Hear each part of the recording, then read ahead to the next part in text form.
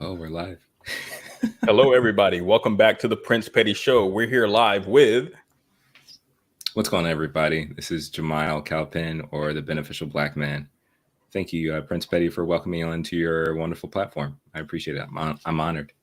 Of course, fellow respected member of the community and fellow YouTuber. Welcome. We will be going a few octaves lower than I'm used to today. You do have a very deep voice, so I can't just be up here. I can't just be up here how I usually am. I, So, I think yeah, I let think me it's quickly fine. go through.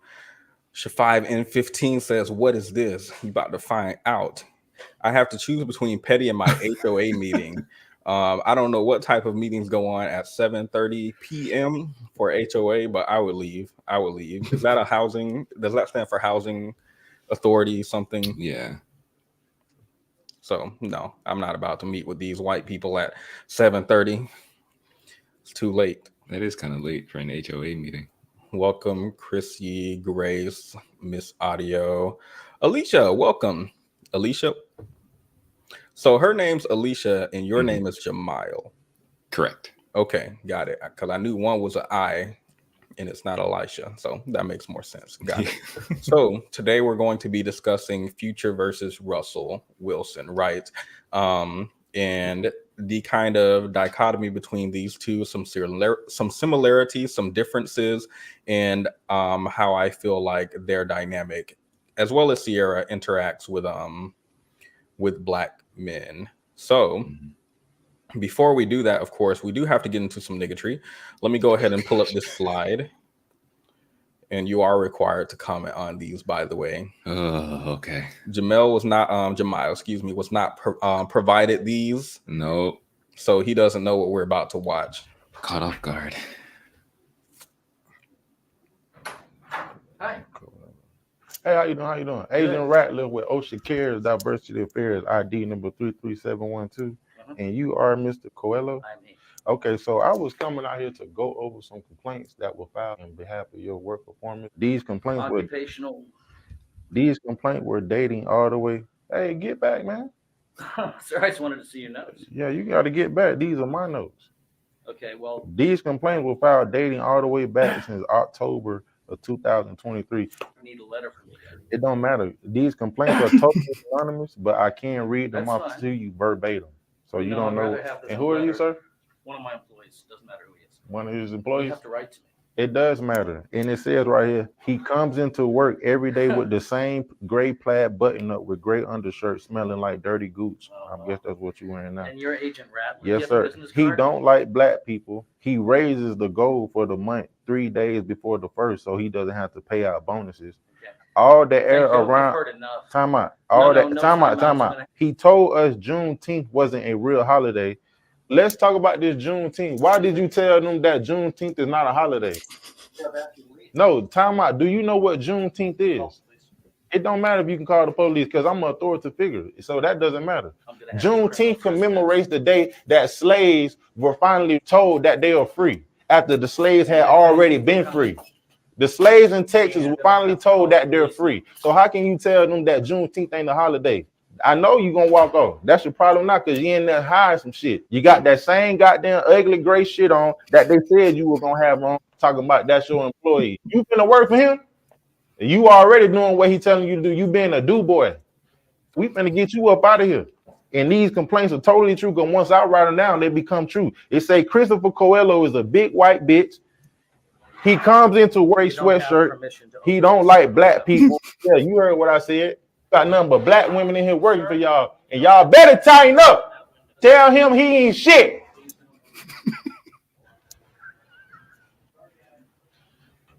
Your ass look like the penguin from Batman. Ugly ass. Your bitch ass. Jamile, explain. Explain. Yeah. I believe this gentleman has friends that work at this location, and they complain about their job often, and so he figured it is his duty to his fellow brothers and sisters to go and intervene in the situation to the best of his ability to help them have a better work environment by confronting their colonizer overlord of a boss. So it was community service. How do you feel about his performance? Do you think it could use improvement, or is it okay? I think eventually he got out of character. I'm sure he could have tried to stay more professional for a little bit longer, but eventually I think he's just like, F it. I don't like this man. So Okay. I have no thoughts. So you the have no next thoughts. thing- Wait. No, I don't have any thoughts at all. The next thing, we can watch this instead of what I was going to show. I think what I was going to show is too sad and probably requires a longer video for it. But it was a woman being accosted in Walmart Oh no. and by loss prevention, and she broke down. So I don't want to watch that right now. We're gonna have to talk about it another day. Instead, we can watch this 15-second clip, and then we can get into our main topic. Okay. Oh.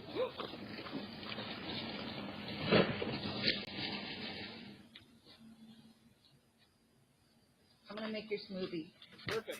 I'm gonna park down here. Wait, play it one more time. Oh.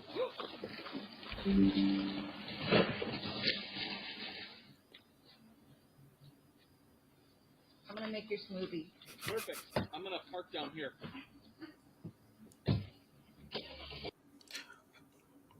So she's gonna make his smoothie, and he's gonna park down there. I love the level of unbotheredness. I aspire for that. I think they might be on ashwagandha, probably. Oh gosh. I've been looking for some. Any questions, concerns, comments regarding that? I guess I was trying to figure out if the car was already in park and it just rolled back. I feel like it. Yeah, it was very snowy. Okay. All right. That's Miss interesting. Audio, I will not give this to my barber, but thank Oh. you for the super chat. I appreciate it. Wait, you don't have any thoughts about that?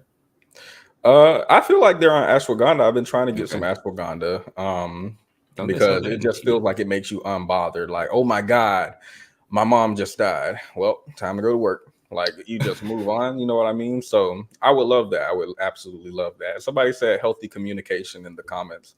So, I mean, I like that. Absolutely. I feel like they're a healthy couple. They just looked at each other. She was like, well, I'll go make the coffee.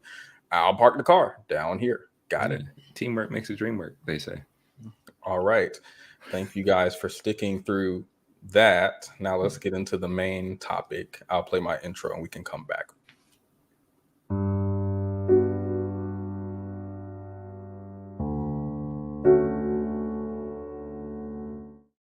Yeah, I forgot he cursed that much in that video. So hopefully that doesn't ruin the vibe. But you were saying privately that you actually agree with what Future is and represents. And I kind of disagreed with you on that part. And you kind of wanted to discuss that because I feel like Future, of course, is reprehensible. And Russell, I don't know anything currently that he's involved in that I would consider negative. I guess people call him corny, but I don't see that as like a character flaw. That's just sort of, some people are just quirky or different. So, but you were saying you actually like really strongly agree with Future. What's that about? Could you refresh my memory of the things that I said I strongly agreed with, just to make sure, so we're on the same page? I think I was here. Let me bring up the screenshots of these text messages.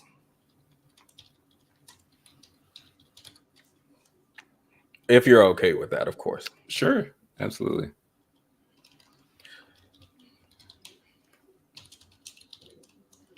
Do you mind if I put some waiting music on while I pull them up? Oh no, it's perfect. Yeah, waiting music is good.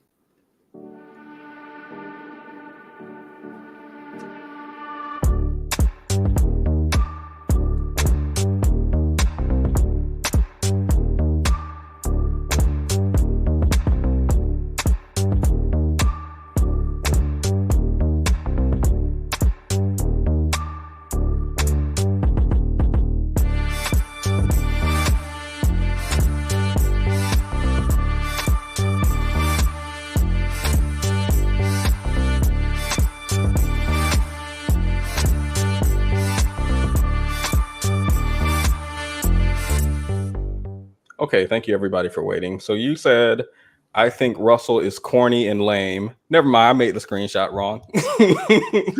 All of them are on my side. Yeah, I was supposed to put them on your side. I was going the way I was making this screenshot and I turned your bubbles green, I was gonna be like, man, and then you texted me from an Android and you talking all that smack about Russell. But no, it's fine. We don't have to go into the text messages since I made them up. But you did want to discuss Future and Russell in some comparisons between the two. Yeah. What I specifically wanted to talk about was I wanted to try to place myself into the shoes of Black men who feel like I guess this is more about Ciara, but who feels like Ciara does not deserve a Russell, or that Russell is Russell's a lick for dating her, or he's dumb for dating her, or he's dating down. And then of course there are people who legitimately do feel like Future is a better person than Russell. I'm not sure how, but what I'm trying to do is step into that framework that they work from and try to understand. And I was hoping you could help me do that. Any thoughts so far? Oh no, absolutely. And I think it's interesting hearing especially over the past couple of years, hearing the discussion from really both sides. So one side being Black men and the other side being Black women who have their opinion too about Future, Russell and Ciara and their relationship. And to me, it's just kind of so strange that, like you mentioned, Ciara seems to be the main point of issue, because if Ciara wasn't with Russell Wilson, I don't think anybody would really care about Russell in this discussion. Like if it was another famous athlete that was kind or nice, you could just replace Russell Wilson with that person, But it's just really, really interesting to see how strong the divide is.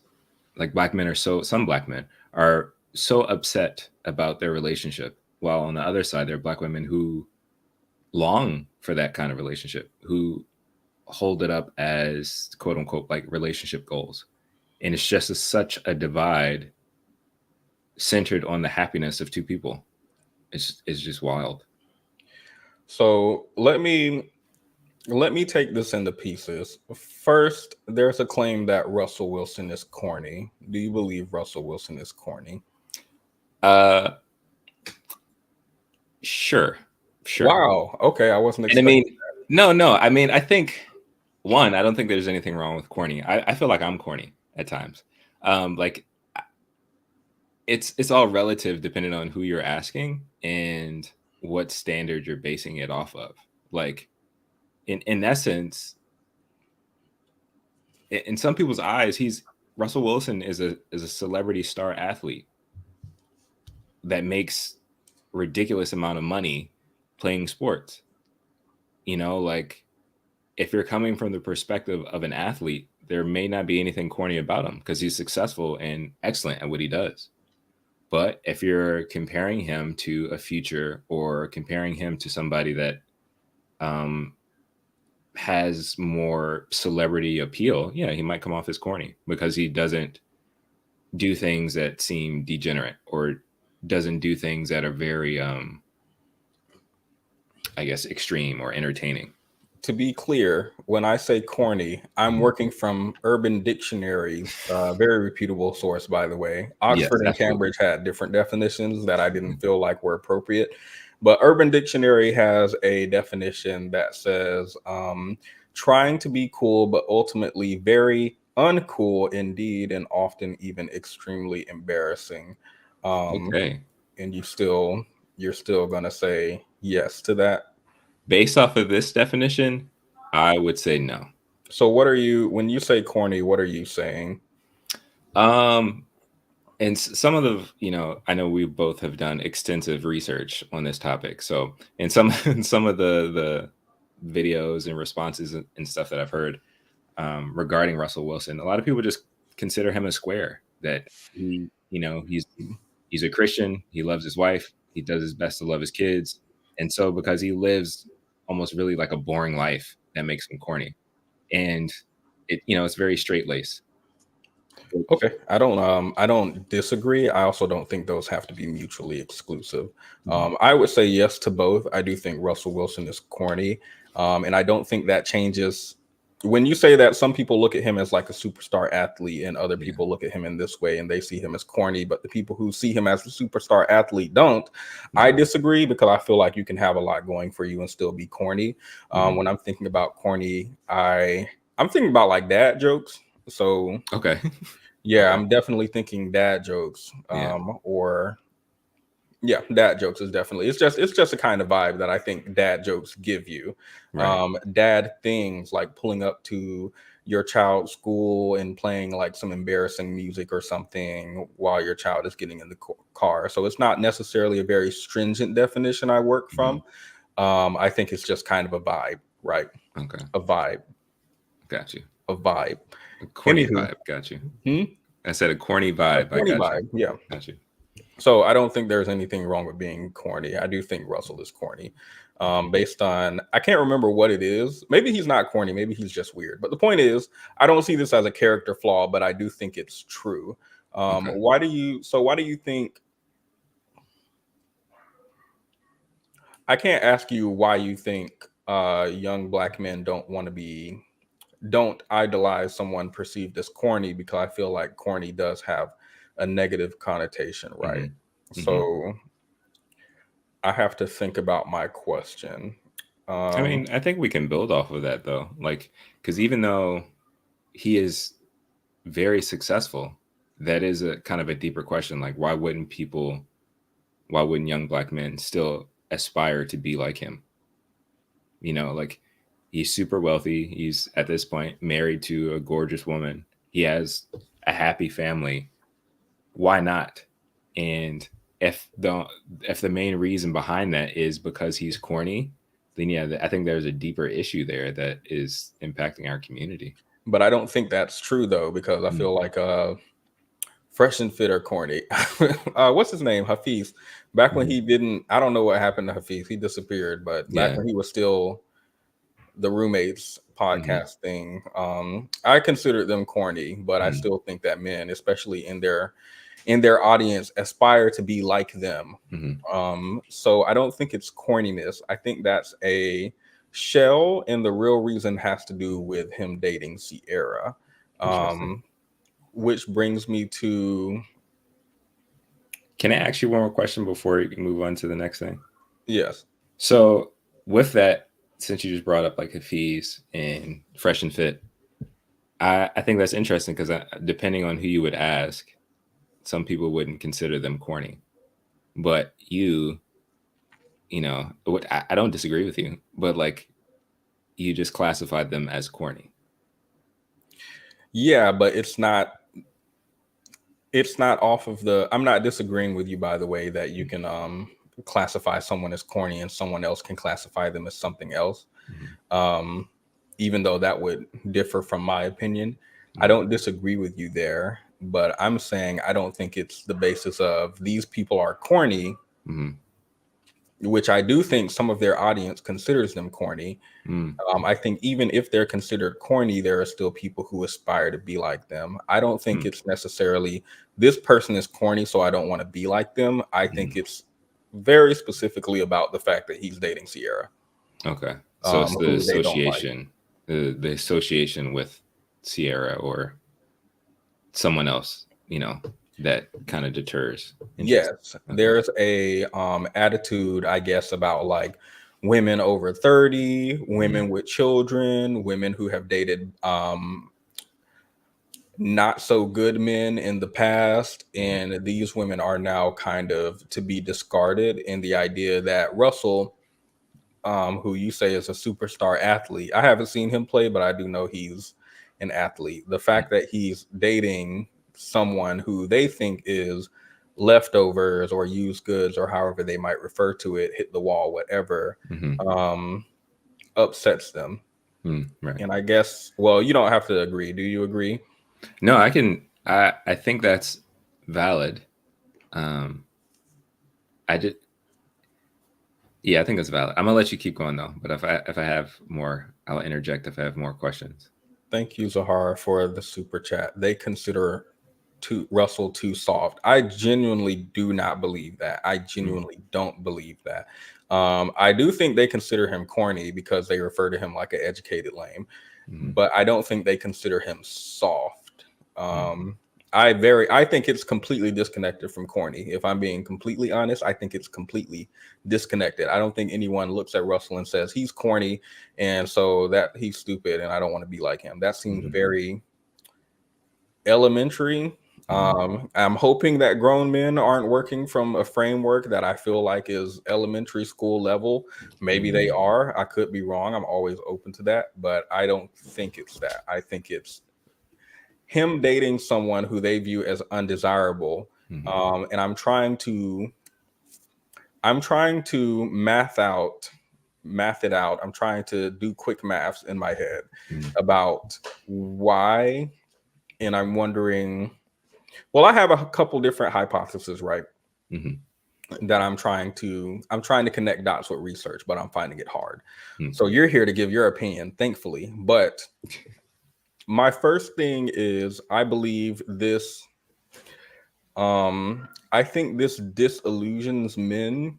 I think a lot of men have a certain idea about women. Like I said, they're referring to women like Sierra as if in very derogatory ways, like you've hit the wall, you're used goods. They say single moms are no good for relationships, but for fun, it's okay, right? So they're referring to these women in a very derogatory way, and they have a certain worldview. And you know, if we're thinking maybe traditionally, maybe this is true. Maybe women over this age are leftovers. I think there's even, let me see. I think I'm even looking into what is it called? I forgot what it's called, but there's also a phenomenon in like China and in Asian countries called the leftover woman. It's not called the leftover woman, but I forgot what they named it exactly. As I Google it, 1 second. I got to get up to speed in my terminology. I literally just looked this up recently. Hey man, it happens. It's okay. It's all good.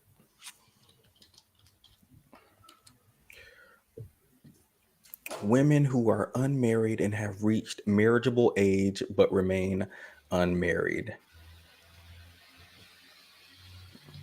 I can't find what I'm looking for anyway. Oh, she knew. So it is the translation is leftover women. So it is leftover women. It's just in Chinese. I didn't know that. But so yeah, they do have that concept over there. And I do believe this has been not just in China, but around the world, a kind of sentiment that's shared that women are kind of past their prime at a certain age and no longer worth entering a relationship with. And as we know from the Psychology Today article, as well as follow-up research regarding lonely single men and the reasons why they might be lonely and single, a lot of men are clinging to this type of traditional worldviews, traditional ideas of masculinity, patriarchy, clinging to a lot of things that ain't nobody got time for in 2024, right? And to see Sierra defying their worldview and to see Russell defying their worldview, right? Because what do they say? You're used up. No man would want you. Why are you seeking a man with a good income or who, with a stable something education, all this stuff? Yeah.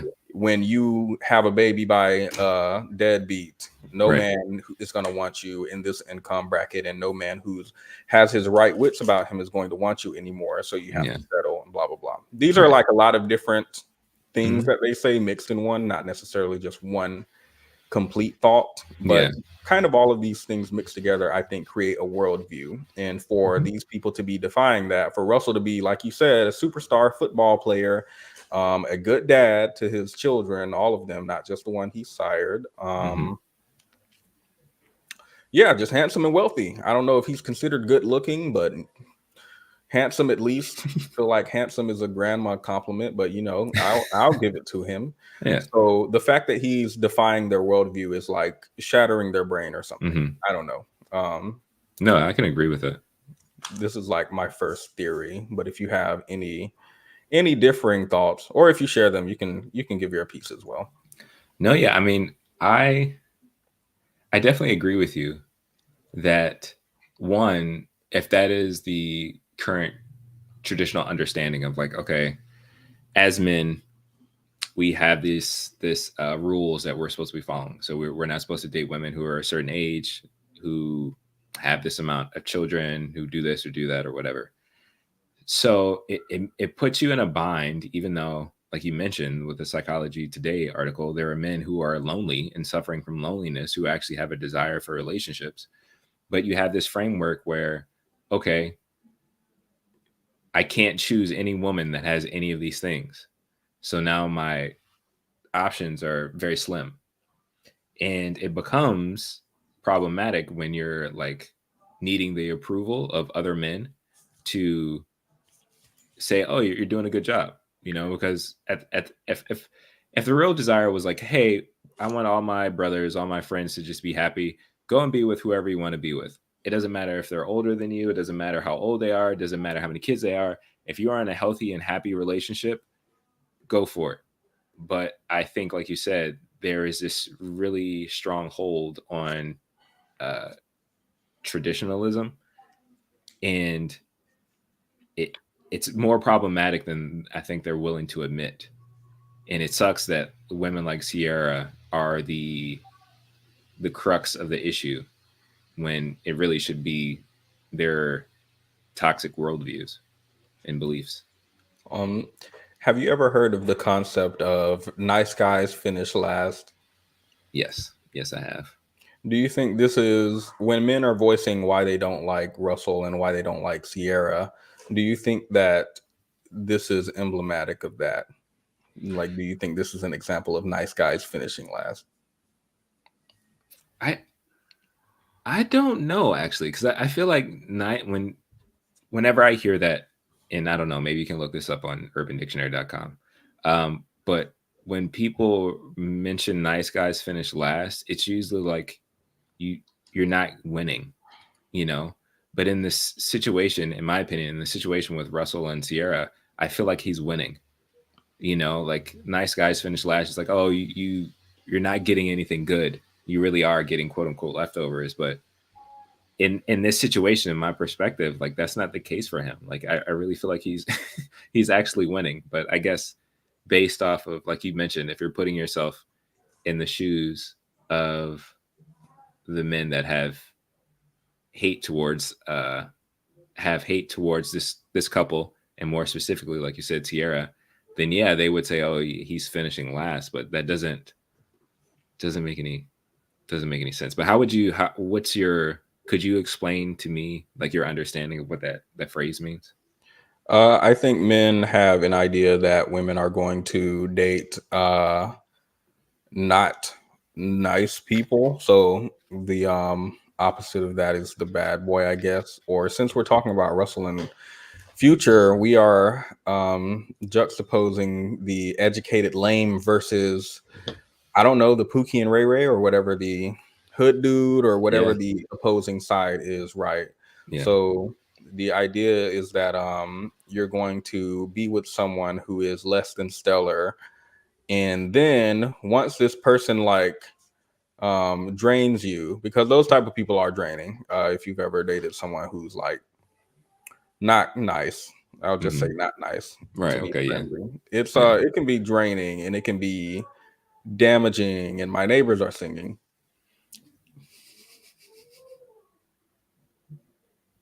Do you hear that? I do a little bit. It's not distracting. Yeah, because you're not in here. But yeah, I think they have this idea that people will be, and you don't believe that's true though. You don't believe that, just in general, even if you believe that Sierra is a catch and she's amazing, which I agree with you. And I also reject the notion of leftovers and all this stuff as well. Yeah. But that aside, you don't think there's any truth to the idea that women might be dating bad boys in their youth, And then once they are grown, now they are looking for a nice guy. You reject that premise. Not completely. I do think there is some stereotypical reality to that. I won't say that's the case for every woman, because I think there are smart women out there who are like, I don't want to deal with guys like that.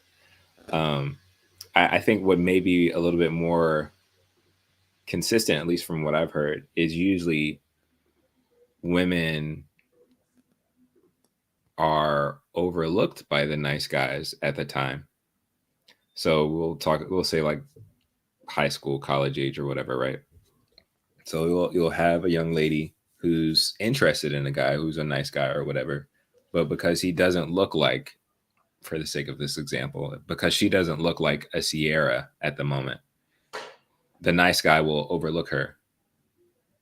And so in response, you might have a hood dude or whatever who sees her and is like, oh, she's pretty or whatever, and is attracted to her, and they might have a relationship. Or that young lady will just be, kind of just rejected for a period of time. Eventually she'll have her glow up, and then later she gets in a relationship, and some guys are envious or upset about it. But I do think there can be times where it's like, oh, say a guy is like a geek or a lame or corny in high school or whatever. Because like most high schoolers and college age people, they don't know anything yet. They haven't really grasped the full identity of themselves or full grasp of life. So they're still in that process. But, when you have a maturing brain, you only work with what you got in that moment. So everything matters to you in that season, right? So I think there are a lot of guys who feel like they have that experience. It's like, oh, this girl was pretty, I was interested in, or whatever. She ends up dating the captain of the football team or something like that. And he feels friend zoned or he feels rejected, so on and so forth.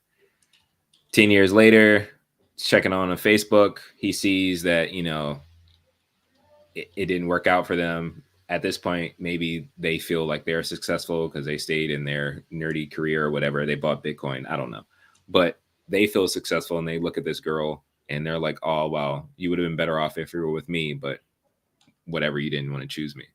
So I think it's more stereotypical than actual truth.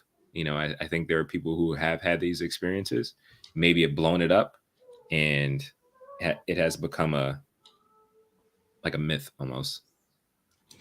I hope that made sense. It does. A few things. I think I don't disagree with you with this existing to some degree. My reasoning, I think, would be in opposition to the usual crowd who says this exists. I just believe that young people make mistakes. I don't believe this is like a gendered thing, by the way. I think probably like I don't know how old you are. You don't have to say it here. But if you look back at who you were dating when you were like 16 or when you were 18 or 21, or maybe you've just been married all your life. I don't know. If I'm thinking about who I was dating when I was 16, the idea of being with that person today is like, can you imagine being with that person today? The person I was dating in like high school? Yes. Like, do you think you guys will be in a fruitful and loving relationship and everything will be amazing? Don't think too hard. You're married. No, yeah, I'm not gonna think too hard. I think the not. Thank you, Petty, for not trying to set me up and embarrass myself. I would say no, but if I'm being honest, it's because of me. It's not necessarily them. Ooh. I mean, I gotta take ownership of that. So, I mean, I've been bad in a fair share of my relationships as well. Yeah. I don't think anyone's perfect. So, yeah. But my wife is amazing, by the way. My wife is amazing. I'm happily married. Just to. Got it. So, quickly before I comment on that, I wanted to put this up. China is wild for calling these women leftover. They didn't want to be chosen. Yeah, China is the idea of leftover women being prominent in China when there's like a whole birthing crisis in a lot of countries on the East is wild to me. Mhm. That's wild. But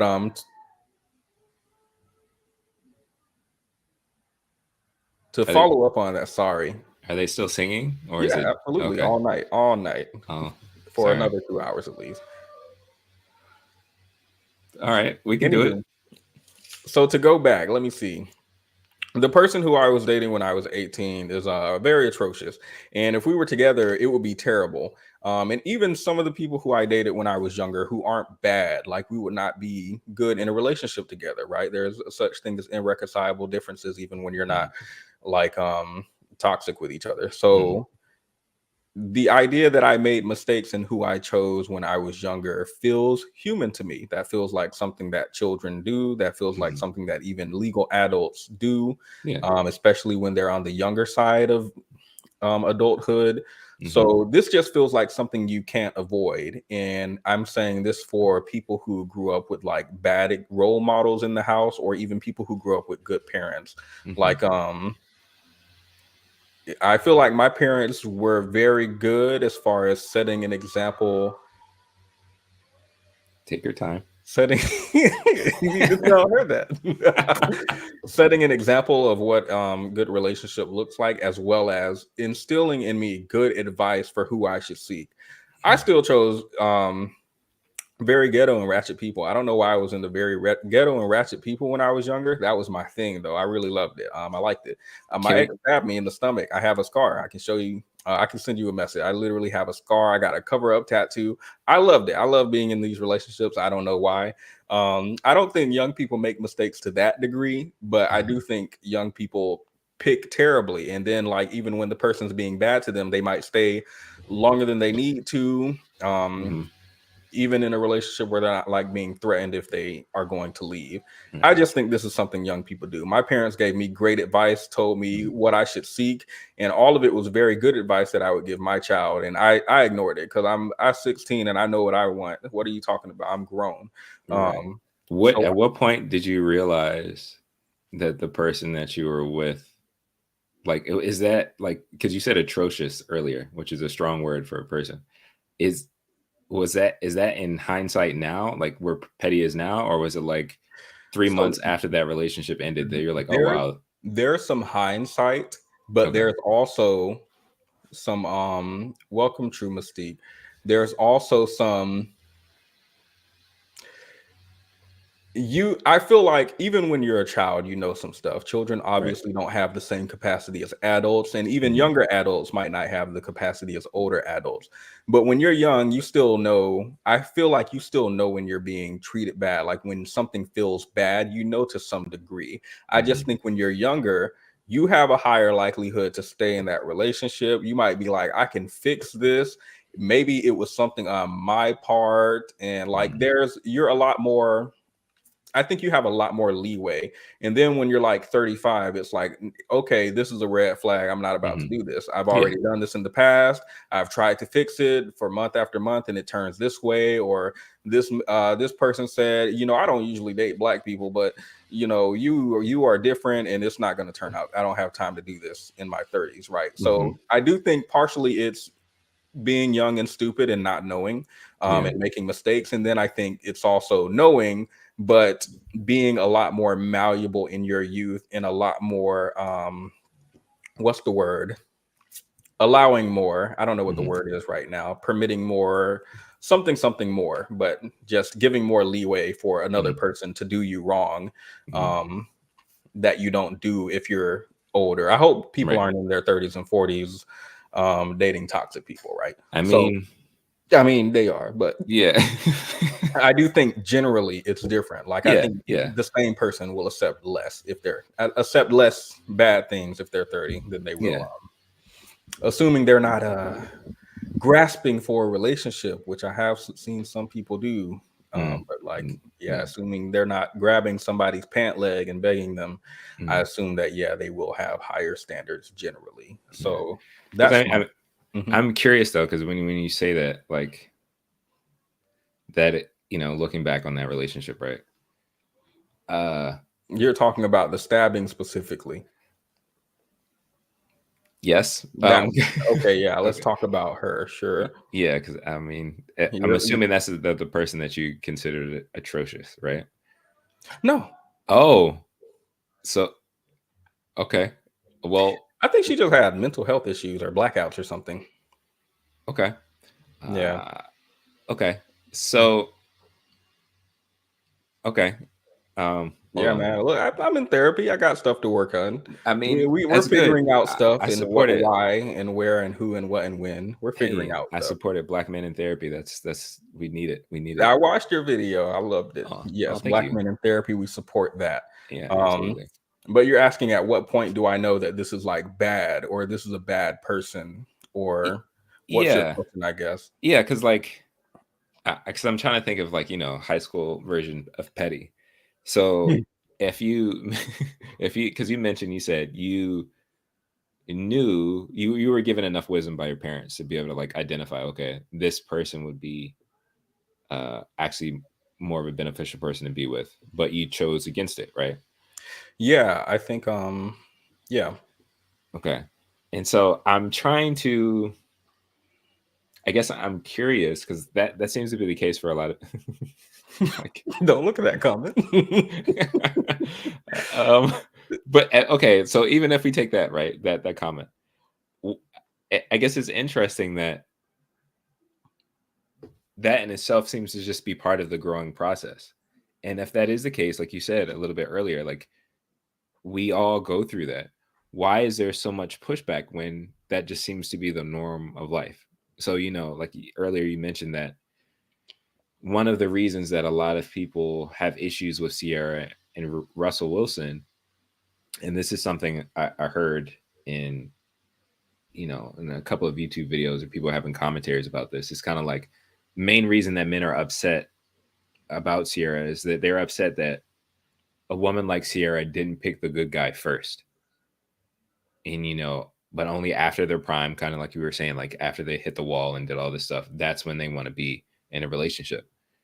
But if everybody is going through this process of not knowing, why isn't there grace for that? Because even for yourself, you should have grace, and I think you do that. You went through situations that may not have been ideal, but you were also young. And, as I didn't catch the name of who left that comment, but yeah, I think for some people, toxic is fun or at least tolerable. Maybe for some, yep. Thank you, Pandendex, for that. For some people, I think toxic is fun. For other people, I don't think they realize that it's toxic yet. So, like, even for yourself, I think in hindsight, you're like, oh, well, there were a lot of red flags or this or that or whatever. But I just find that interesting. Sorry, I feel like I was rambling. I apologize. Yeah, I mean, I have a friend. He was supposed to come on last weekend or the weekend before that, and we were going to talk about his relationship with this woman who is now having his child, and she left him, but then found out she was pregnant, but now she's with someone else, but she's trying to cheat on that man with my friend. And my friend finally, this really surprised me. My friend finally is done with it all. Like he's done with it all. He's trying to get custody of his child, and then he doesn't want any parts of the relationship anymore. And I've been saying this for years, but he's younger than me, so I feel like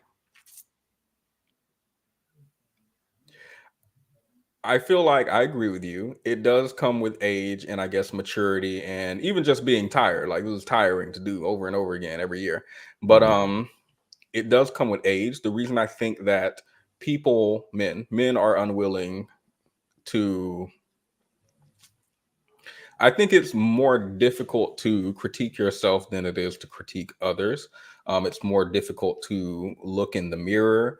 And I mean this in like every aspect, like even playing a video game. I feel like if you're on the losing team, you might blame your teammates. If you're at work and something's going wrong, it's Brenda at the front desk don't know how to pick up calls. And if she would have sent it to me on time and my coworkers don't do anything. And I like, it's very easy to critique others.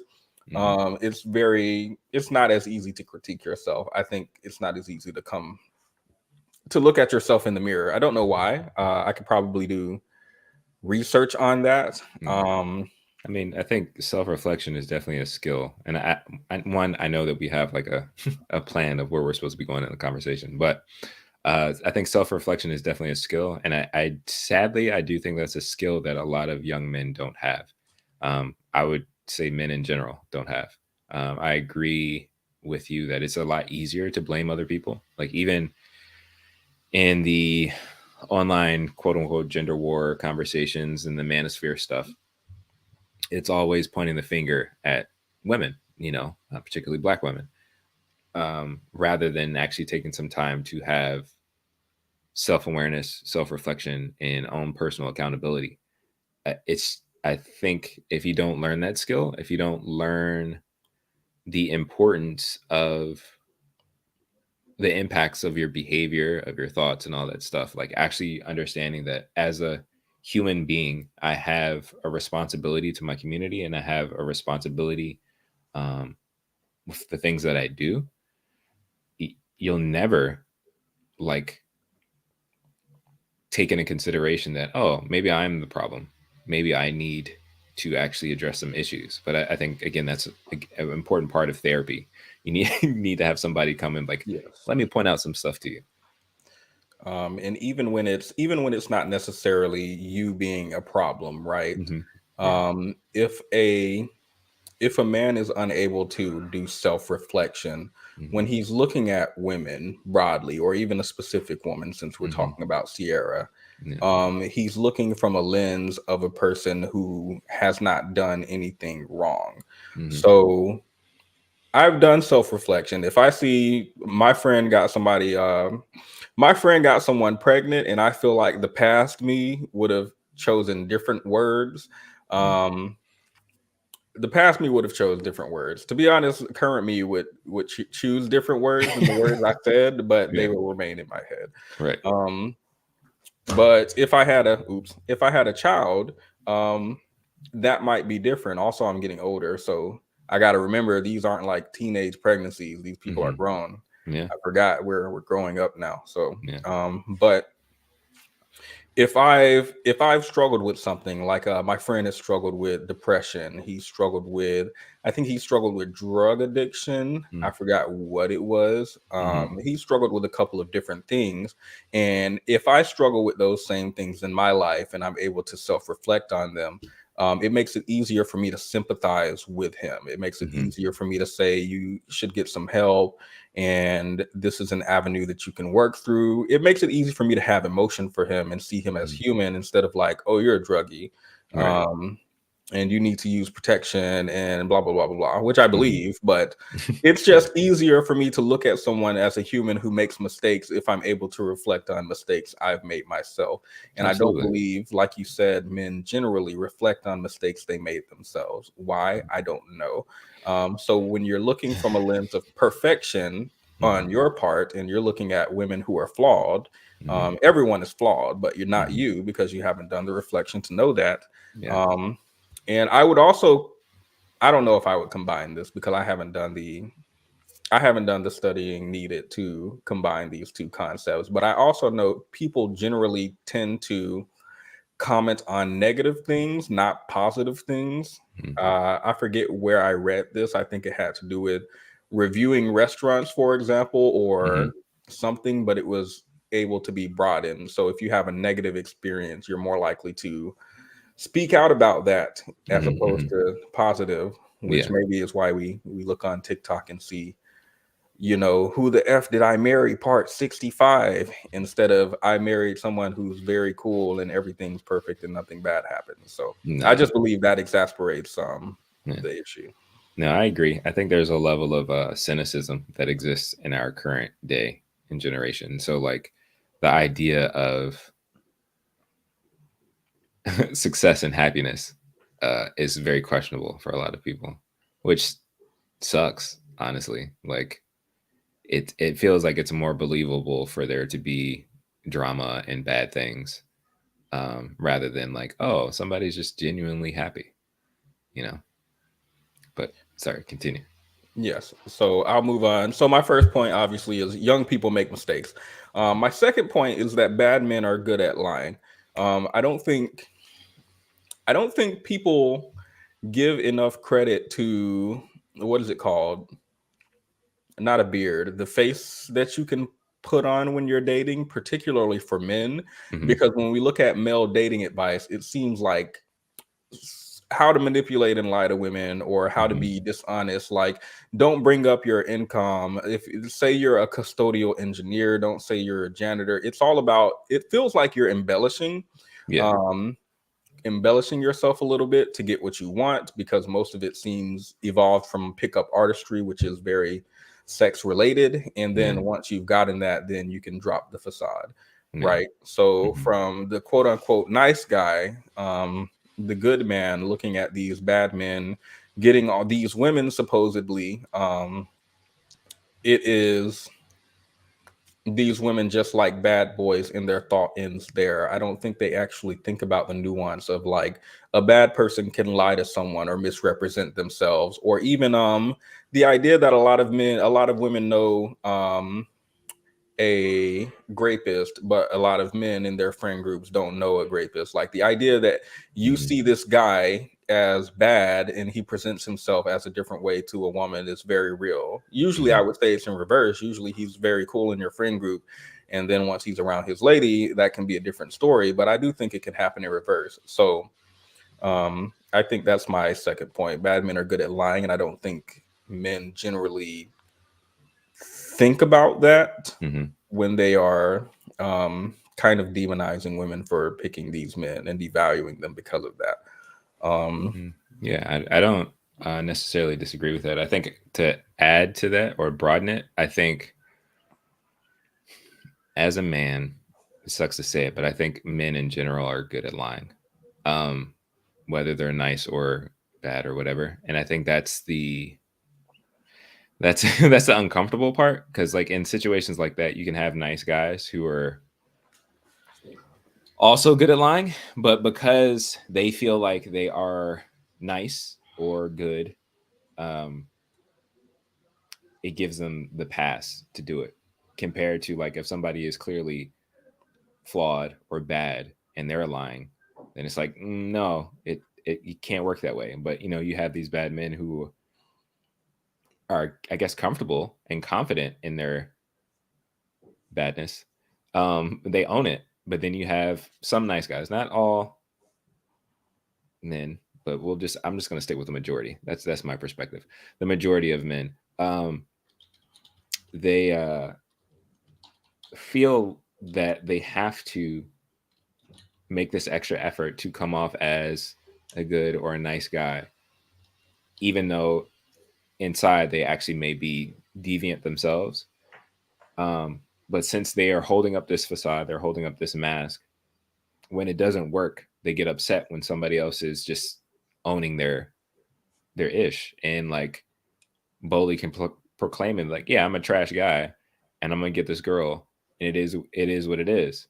And so it's kind of like, if you're trying to be a scammer and you see somebody else is scamming better than you get upset about it. And I think again that a lot of that stems from the lack of self-reflection, because I think that's for me, that's one of the reasons why I have an issue with that good guy, nice guy title. Because it can be that in itself can be a lie. It can be covert. I do remember reading, since Rose Quartz brought this up and we're on the subject of men lying, I do remember there was a study by Harvard that showed, at least in job interviews, I think men were number one likely to apply for jobs they weren't qualified for. I'm unsure if this is the same study that was talking about lying on a resume or during a job interview. But even that, I definitely think this is a form of lying if you're applying for jobs and these people are assuming you're qualified and you come to the interview and you're not. And they were much more likely than women to do that. So look, I'm gonna make some kind of connection there. That's what I'm gonna do. I think it's a good connection. Thank you for the comment, Rose Quartz. So I will move on to my third. I only have 4 points, by the way. I'll move on to my third point, which is that nice guys are not actually nice. They're also bad men, usually in disguise. And I might use an analogy of some of my let me see. how to phrase this. I know people who would like racists to be upfront and very blunt, and they are not. They prefer that as opposed to like subtle microaggression, wishy-washiness, where you have to guess and like, is this really, or are they just saying that, or was that racist, or what did they mean by it, right? And then this person come over and call you an N-word, and you're like, oh, okay. Right. So I do think that I'm just making this analogy to look at nice guys versus bad men, right? Yeah. I do think that people who are calling themselves a nice guy aren't generally nice, and I think they're just in disguise. And usually it's not even it's a thin veil, right? Because we hear about the friend zone and guys in the friend zone, and the idea that women might go to them with a problem, right? Because they're dating, and you would go to your friend for a problem, and these men get cold or they start shaming. So it's not even like it's nice until like I disagree with you on something, or nice until you say something I don't like, right? So I think that there are actually bad men in disguise, and it's not even like a good disguise. It's like a Walmart. So Walmart. That's my third. If you have anything to add to that. No, I again, I agree. And I think earlier you mentioned, this idea of, for a lot of guys, they have this traditional mindset of how things are supposed to work. And I think the idea of being a nice guy or a good guy is part of that traditional framework. So it's like, oh, if I do all of these things, then everything should work out the way that I expected, or at least what I've been told.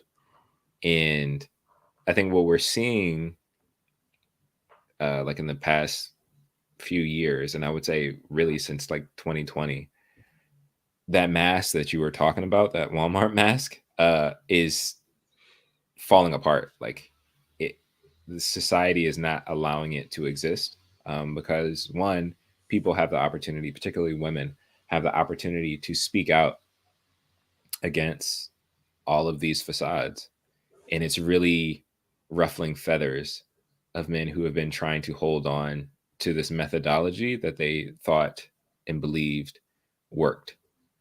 And it's messing it up. So even the nice guys are, can't continue their game. Like all of the charades and all the stuff is being exposed, and I think they're getting more and more upset about that, because it's requiring them to actually do the work of becoming a better person rather than. Oh, you say, is it? Yeah. Because the way I agree that it's society. It's not that society is not allowing this to continue. I wouldn't word it like that, but I will for the sake of moving forward.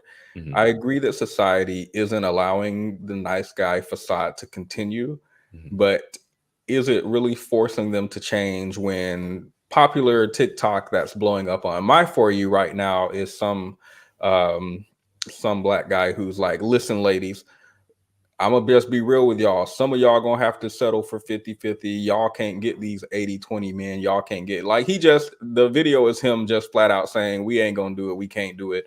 We're not good, but you're gonna have to settle. So it doesn't feel like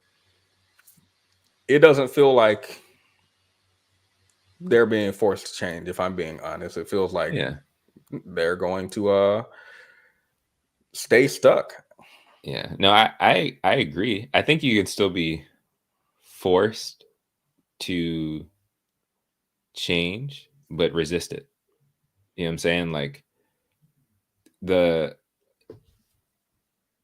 shift that's happening is like, either you actually make an effort to improve, or you will continue to be where you are. And I mean, I think even you've mentioned it on your channel. It's just this idea, or rather it's a reality more than an idea, but even within our community, Black women are far exceeding us in everything almost. Like, whether it's financial, academics, even health wise at times. Like, but if men continue to shove their heels in the ground, it's going to be to their detriment. As much as they want to convince other people, convince other men, it's like, no, let's all just link arms and eventually the women will give up. No, I think they're just going to leave. And so like it's forcing you to change, but again, I think you can resist change. But if you're, that stubborn and arrogant and not willing to do the self-reflective work to do the improvement, it's just going to be opposing forces. That's eventually somebody's going to give up. Like it's going to fall apart. Is somebody going to give up though? I feel like probably the most radical form of this that I can think of is the 4B movement in South Korea. And I don't consider this radical, by the way. I'm just saying comparatively to other places in the world, I feel like this is the most radical version of women moving forward, at least ideology and education too, and finances, and men not moving forward. I would have to actually look into that more. I forgot where men are as far as their ideology, so I won't speak on it more now. But I do remember watching a video from Vice where they kind of touched down on the ground in South Korea and get people's thoughts at a 4B. I wouldn't call it a protest, maybe a rally, maybe both. And the men on the ground were like very adversarial, very like giving a lot of pushback, and they were there to make women uncomfortable, basically.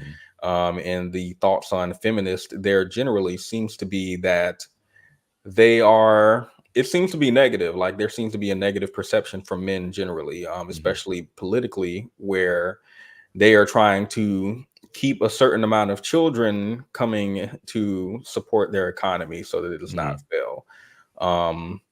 And these women are standing in the way of that. And that seems to be the extent of which they are looking at the 4B movement. It doesn't feel like they're actually looking into what these concerns are, why women there are refusing to have sex or children or marriage, or I forgot the fourth one was. But they're decentering men is the point. And it feels like the Conservative Party there they don't seem to be, it doesn't seem to be like a force to change. Now, if this were something where even the majority of men were agreeing with this, and there's like this small subset of men who just can't leave the past behind, but they're eventually going to die out and the world moves forward as progressivism typically does. This does not seem like that to me. I don't have the numbers currently, but it does not feel like men generally seem to be aligned with this idea. So if we have a majority of men, or even just a critical mass, who are refusing to move forward, are they really being forced to move forward? I think one, it's a little too soon. So like, maybe you've heard that analogy, but like in regards to like a cruise ship, it takes a long time for a cruise ship to actually change direction, right? I think we're at the like very beginning of the cusp of a turn, and it's gonna take time for us to actually see more of the evidence of what's happening. Because I mean, I don't know how long. Earlier you mentioned China. I don't know how long it's been in regards to their choice to choose male sons over women's sons, or female sons, not female sons. What? Over they've chosen male children over female children, right? But now at this point where we are now, they are in a crisis, and so that took at least a couple of generations for that bad decision to then have the repercussions that we're seeing now, that they're experiencing now. And I think the same thing can be here where we are. I think ideas are being spread and planted in such an impactful way that it's going to have a shift. It's going to have a monumental shift in our culture worldwide. And, the internet definitely helps for that to be the case. Because it would be different if this was only happening in, say, like the East Coast of the United States. No, women are fed up everywhere. Like it's an issue everywhere, every country. Like I don't black, white, Asian, it doesn't matter. Like it's such a huge issue that I think as time goes on, as younger generations hear it, even younger women who are being exposed to this stuff because of TikTok and whatever, those ideas are going to start getting planted. They are being planted, and in due time they will bloom. They will take root and they will sprout, and it's going to have an impact. And I think as much as men are complaining right now, I think we're going to get to a place where it's going to be like, oh wow, I wish I made an effort back then to make changes. And I feel like it's very far and few between men who are actually like aware of it, who are like, some strain's happening. I think I need to go. I need to go to therapy. I need to work on my emotional intelligence. Because the thing is, it's like it's not only relationships; it's also economically. I've read a few articles, in various industries, professionally, that having emotional intelligence, being able to communicate with people, is becoming one of the top tier skills necessary to thrive in business. And if that's something that men continue to overlook, relationship wise and even professionally, it's gonna be too late at some point. Like Chat GPT is not gonna help you be a better person. You know what I'm saying? Like there's other stuff that we can't hide behind technology with, and it's just not gonna work. I don't know. That's just my thought. So I don't know how you look at globally, and the way that I'm doing it could be rudimentary. So I'll add that caveat there, or disclaimer there. But I think of it as, I agree with you insofar as women are fed up around the world. But when I look at certain countries or even continents, let's do continents since there's only 7. There's still only 7, right? I don't know if anything. Yeah, there's 7. I mean, 6 only really matter. I don't know if anything. I know Pluto is not. Anyway, Pluto's not a continent anymore. At least that much as we know. Yeah. But heartbreaking. Yeah, I think of some areas in the world as further along in this conversation and fighting this fight for longer and further ahead, and then some are in the middle. Maybe Asia's far ahead. Maybe Europe is a good average. Maybe the United States is a little behind Europe. Maybe Africa is very far behind. Antarctica, nobody's there. So when I look at the places that I consider further ahead, and maybe I could be wrong because I do need to do more research into this area, the places that I would consider further ahead, it doesn't seem like they are making progress and moving forward on these issues. It feels like it creates even more of a divide between men and women. I'm pretty sure Korea was one of the places where women turning liberal and men turning conservative, for example, if you've seen that going around. I'm pretty sure they were one of the ones with the starkest contrast between the two, and they're one of the countries that I would consider more radical as far as feminism. And so I'm still holding to my belief that this doesn't seem like something that men are going to be forced to do. It feels like something that should be done but won't be. And what happens when this divide comes, in my mind, is men are going to get more violent and they're going to start taking people's rights away because they're already legislating stuff over in some Asian countries, according to what I'm looking at. And some of not all the stuff was bad, right? Like there was one I forgot this man's name, but he was the leader of China, maybe prime minister. I don't feel like they have prime minister. I don't know what he was, but he was like a political leader in China. And he was, again, birth rate is declining and everybody's worried about this. And he was implementing programs, for example, where a woman with a single mother with X amount of kids would get a certain amount of government assistance to make her more able to be leisurely and comfortable. And then he extended that to married women as well, so that they could have subsidies for having children. And I know y'all know about that Corona check, which I feel like definitely was better if you have more children, but I don't know because I don't have any. So, or taxes, right?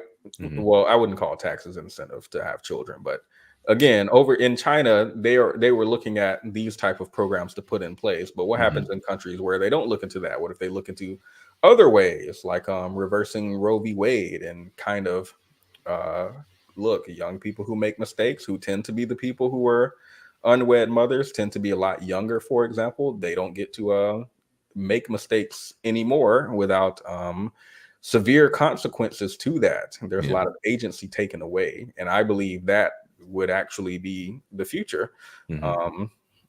But if you disagree, you disagree. If you don't, you don't. I'm not no. I mean, I think one, it's because I agree with you. I think one, again, it's still too soon to really know what's going to happen. Because I agree with you. Like that, the idea is like, well, if you withhold something for so long, people will, turn to aggression and violence and things like that. I think the tricky part is how, okay, like for example, I guess it's slightly different. January 6th with Trump, right? That was a situation where people were fed up. They were upset. Those people have, a lot of them who were caught, have been arrested. They've been, reprimanded for their behavior against the country. And I think the powers that be, sometimes, I'm not going to say all the time, because like you said, you mentioned Roe v. Wade. The powers that be will have to take into consideration what's going to be the most beneficial for us. Not us as individuals, but for the system as a whole. And I think we are in a time where a lot of stuff is just falling apart. And there's going to be a lot of scrambling to figure out, okay, what can we do to keep the ship going? And whether it's conservative or liberal, they're going to have to do their best to be like, all right, we got to figure out something that's going to keep this bird flying. Because if not, it's all going to blow up. And I think we're just in a particular time in the story that we're witnessing it firsthand. And I don't know if we can call it just yet,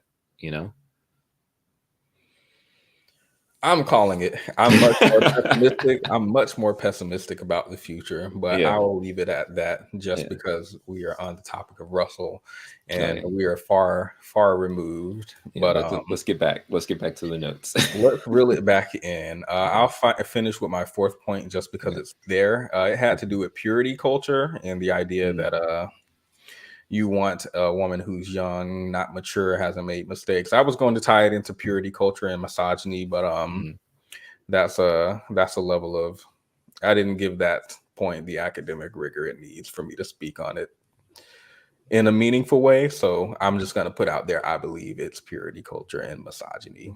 So purity culture and misogyny in the sense of why these guys are so upset with Ciara. Yeah, Russell should have got an 18-year-old girl with no baggage and no mileage. I feel like this is definitely tied into purity culture in my mind. Gotcha. And misogyny. Right. Okay. So that's all I have on that. I don't have like a well thought out point there. Think it's tied into that. That's what I'm saying. I think that's valid. Like, again, there are, like you said initially, there are these traditional thoughts and these traditional beliefs that really pigeonhole a lot of men into how they can build their own future or their own destiny. So it's like, well, because Fresh and Fit or because KS or Andrew Tate or whatever, these individuals that I look up to, because they have given me this rubric of what success looks like, I can't deviate from it.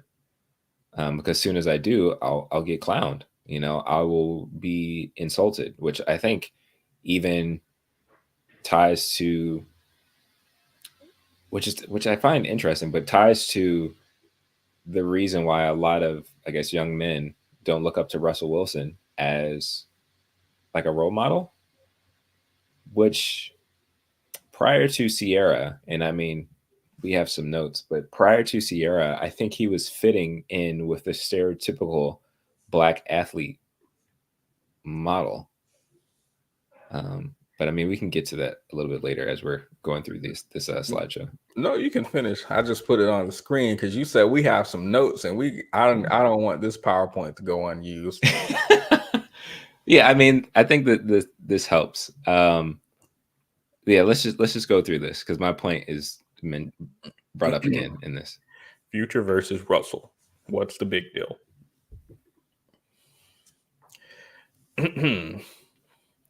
A comparison of Future and Russell Wilson, asking the question why black men clown Russell Wilson in praise or resonate with Future. Let's proceed. First, we will start with similarities and differences, money and success. Future has a net worth of 50 million. Really? Yeah. Future still rap? Like, is he current? Yeah, I mean, he still goes on tours. Cool. I think he does work on projects and stuff like that. And like later, well, part of this, the other ways that he makes his money is, of course, tours and things like that. But he also has like various business deals and like endorsements, like I think with Nike, Rolex, and some other companies. So he has other streams of income. But I think his major source of income is related to his rap career or his music career. All right. I love that. So he has a $50 million net worth, and his profession is rapper, singer, songwriter, music artist. Oh, he was born in Atlanta. He's 40? Yeah. Wait, what? Why do you have that response? That's a strong age. Oh, wow. I did not know it was going to be that big of a deal.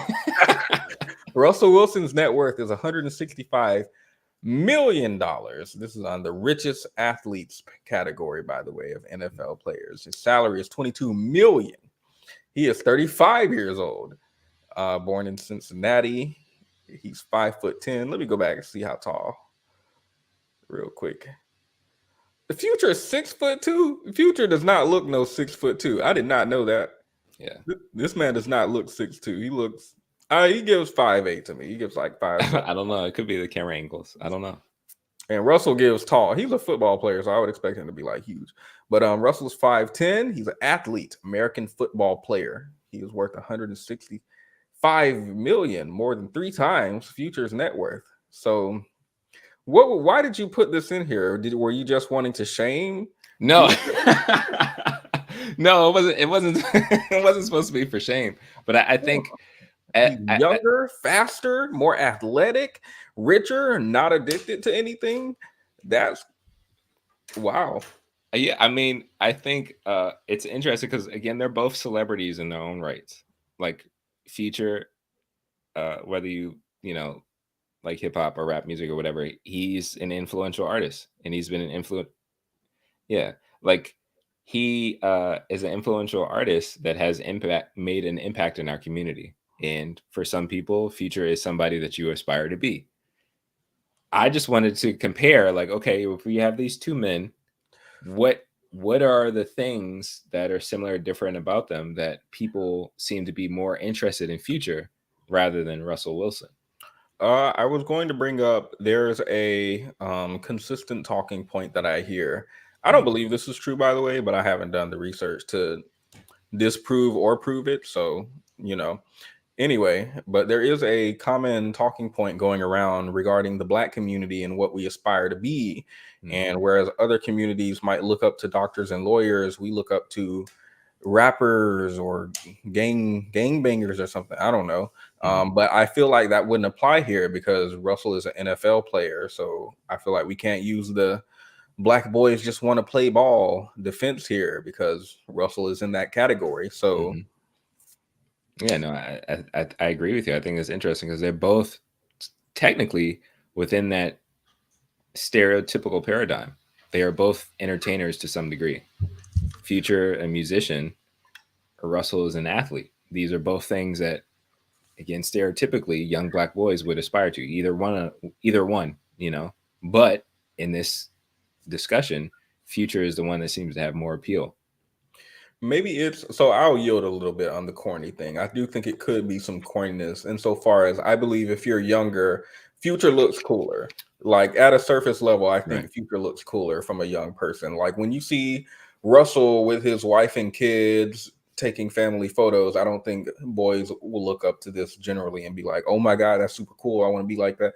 I think they're going to look at the man with nice cars and doing nice things. And they're going to aspire after that instead. So I will yield a little bit on that.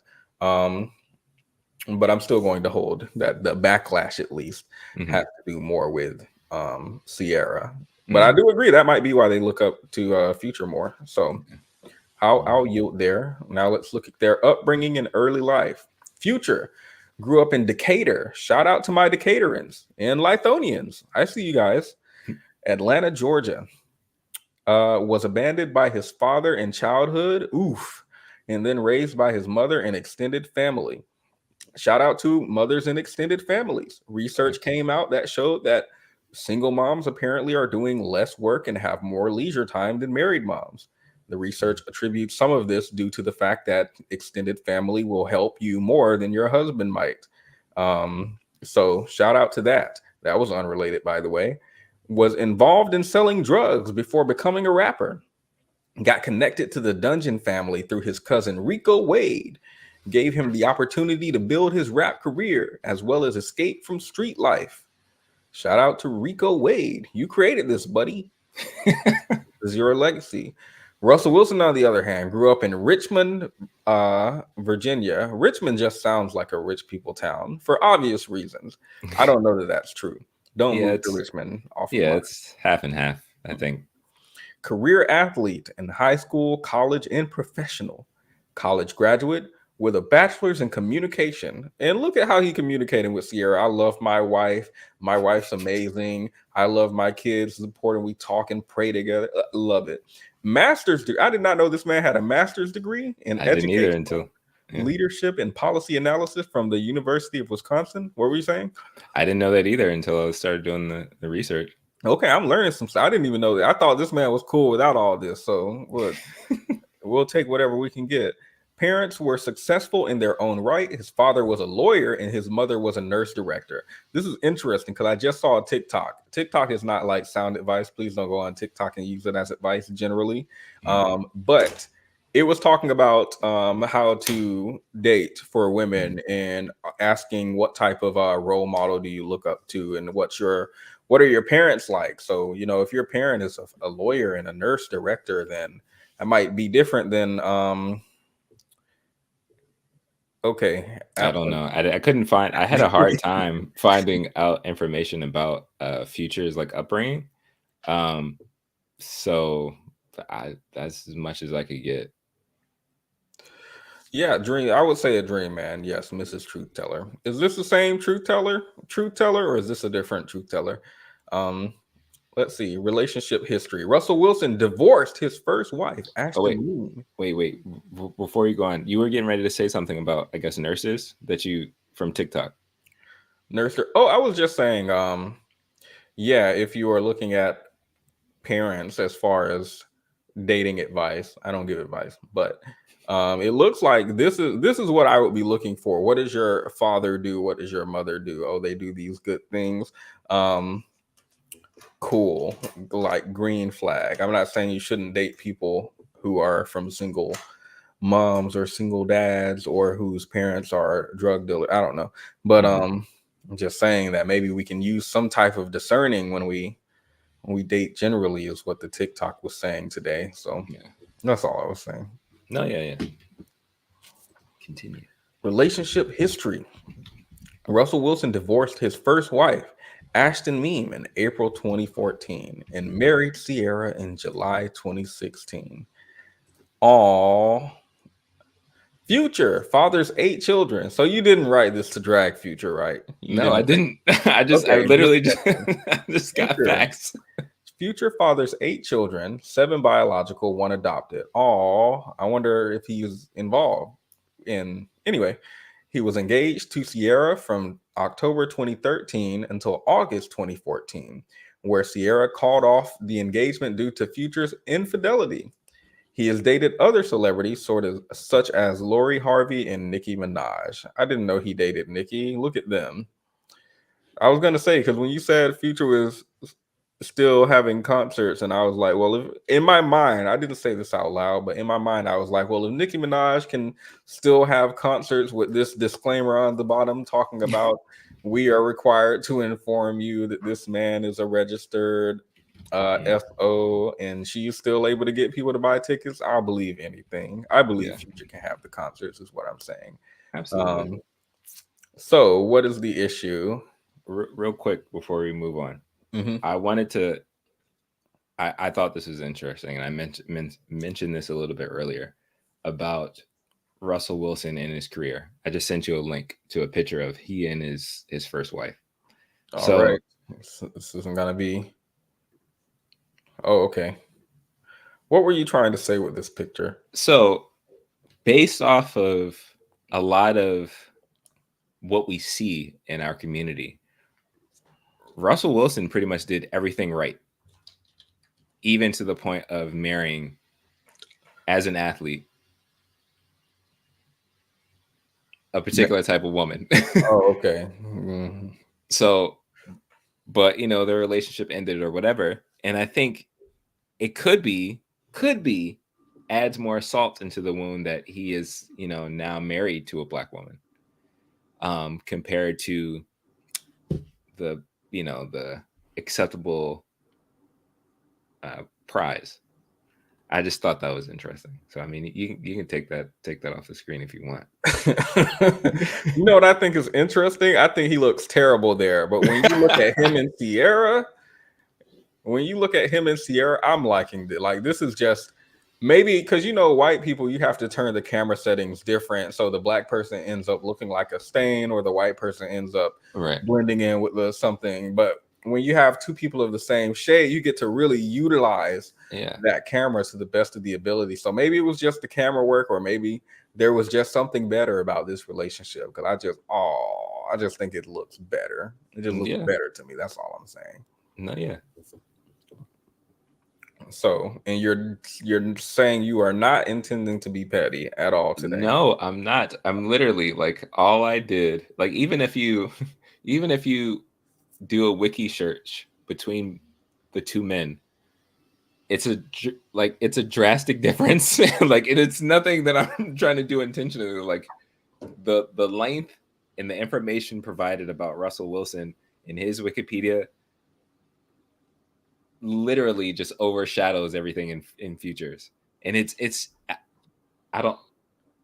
I'm not trying to do that on purpose. It's just is what it is. Like, it's just facts. Like, even there's so many things I left out about, like, his upbringing and all of that stuff, particularly Russell Wilson, because it would seem like it would be, you're being petty, but to me, it's just, again, it's baffling that you have.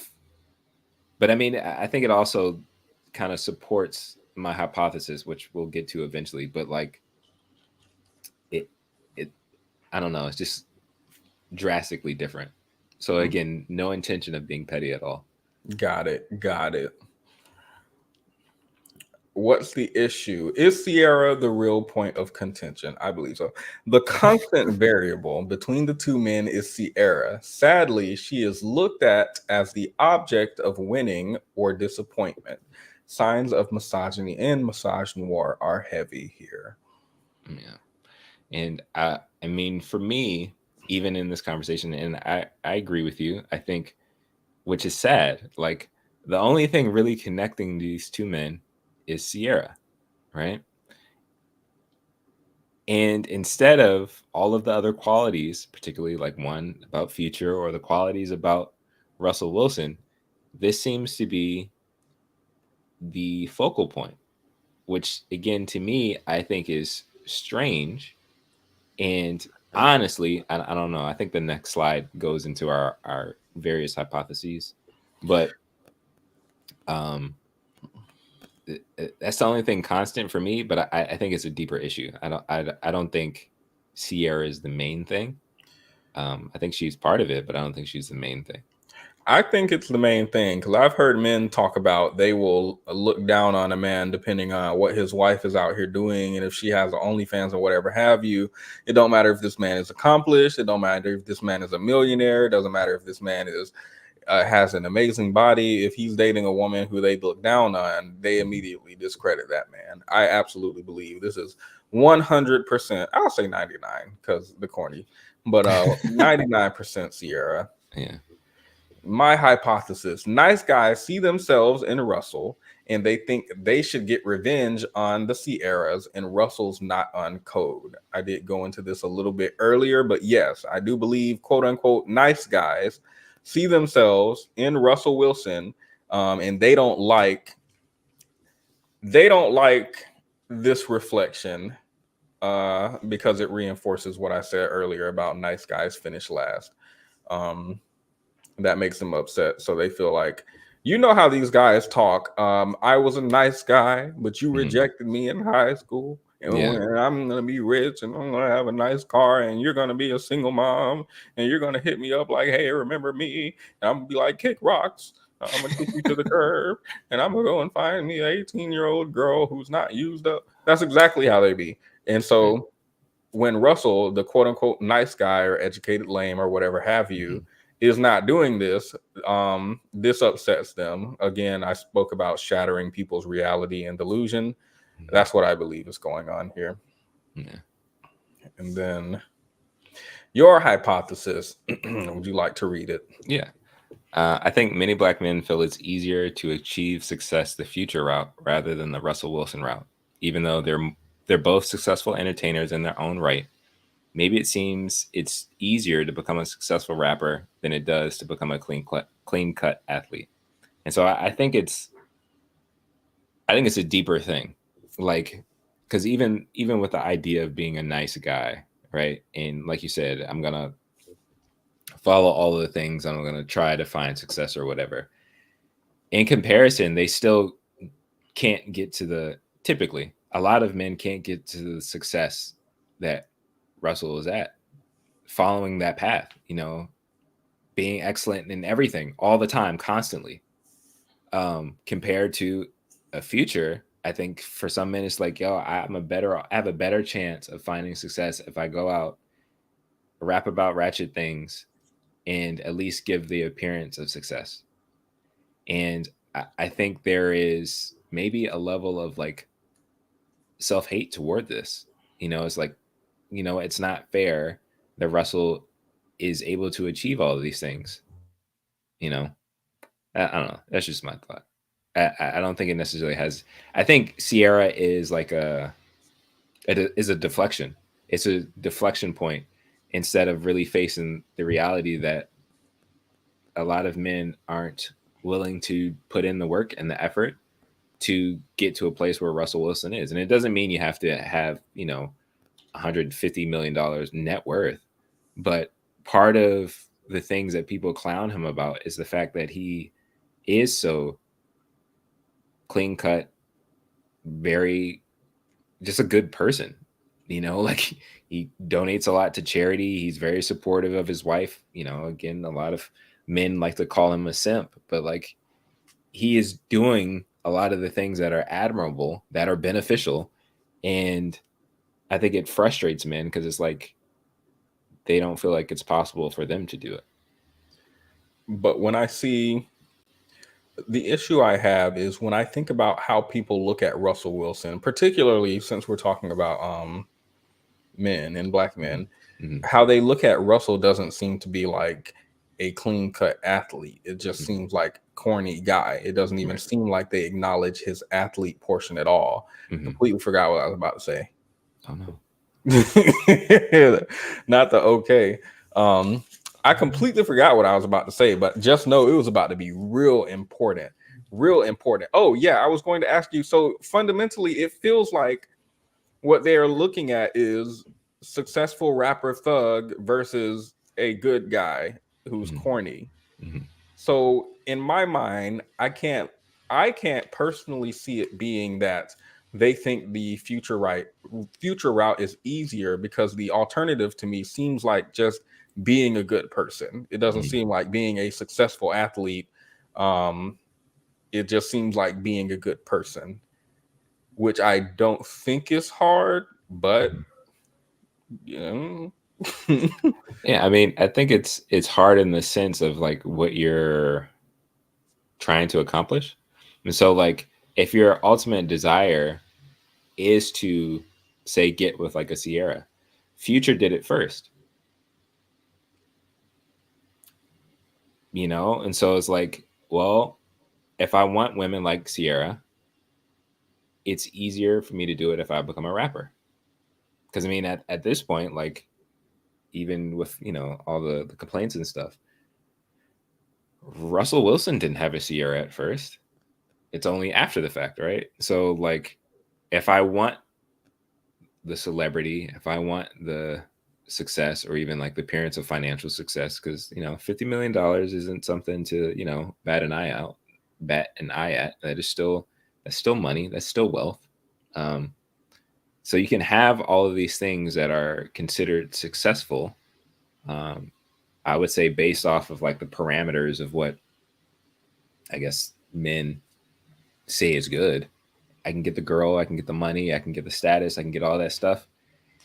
This route seems to be more consistent, being an entertainer of this caliber, compared to like, oh, I got to go to college, I got to get good at this, and then I have to do that, and I have to do this, and then but no, I can see. Again, I don't think our hypotheses are necessarily in opposition. I think I would actually agree with you as far as I think a lot of people believe that being a bad person is easier, and to some degree I do think being a bad person is, I don't know if I would call it easier, but it seems easier than being a good person and achieving what you want to achieve if you remove immoral things from your attempts to achieve something. So, which I would have to do if I were being a good person, but I wouldn't if I was immoral. So if these men want to sleep with someone like Sierra, and they know they can do this by being a bad person and lying about whatever they need to lie about to get in someone's pants, I do believe they would do it, because that's what the male dating podcast seems centered around. And I do believe it probably is more difficult to be in a relationship if you're being a genuinely good person than if you're being immoral in some way, or lying, or cheating, or doing whatever. Yeah, I would agree with you there, actually. Yeah, and I think ultimately though, like, and I'm not sure if you have any more points, but it just sucks that like Sierra has to catch all the flack for this mess. I think that's just devastating. Sierra just living her happy life, and people coming for her. She ain't even do nothing but get hurt and do better. Like that. Why would I be upset at that? Thank you, Bullet Magnet, for the $2. Why are they obsessed with being first? Y'all need to be obsessed with being first to hit the like button. Be sure to like the video, because it helps the algorithm.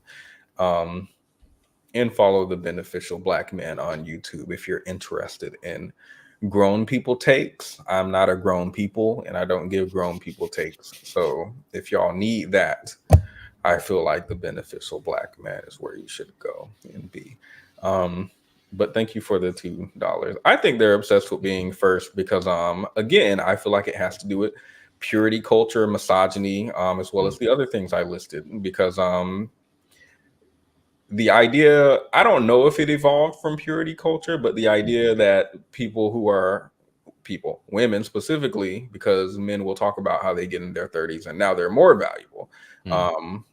But women who have sex with a person or lose their virginity or be in a relationship with someone or be mistreated or whatever, lose value, I think is rooted around purity culture. So they want to be first to get to something before someone else ruins it in their mind. So that's why I think the answer bullet magnet. Yeah, no, I agree. I mean, I think I definitely agree with you.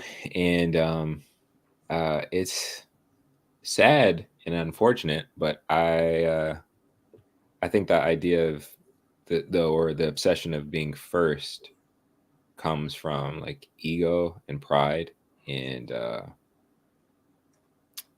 like you mentioned, misogyny, because very often a lot of men don't see women as people. So they are things that you conquer, and your conquests are things to be proud of and things to use to flex for other men. And yeah, I've had different conversations with Alicia about that, and she's definitely pointed out that very often men are doing things for the gaze and support, not the gaze, but for the for the optical awareness of other men, which for some people can seem very questionable. But yes, and I think it's sad because, again, without that self-reflection, I don't think men realize that they're doing that. They don't realize it enough to be like, am I this pressed? For example, mention Myron and Walter, I think it's his name. Anyways. The gays. Yeah. Got it. Okay. We'll mention them. You know, they even talk about how, or they claim their high level or body counts or whatever, and they're using that as a flex.